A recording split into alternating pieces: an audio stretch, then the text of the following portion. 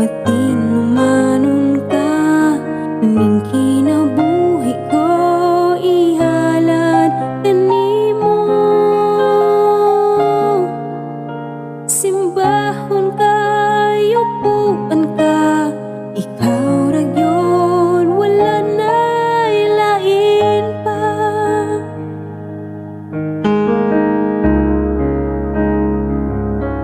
Ikaw ang Diyos sa gugma, ug maluluyon ka sa matag karon ug unya, matinud-anon ka.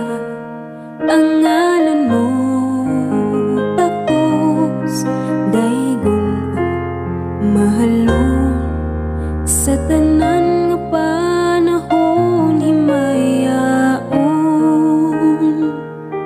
Ikaw ang Diyos sa gugma, puno ka sa grasya, sa tanan nga mga saad mo, matinumanon ka, ning kinabuhi ko ihalad kanimo.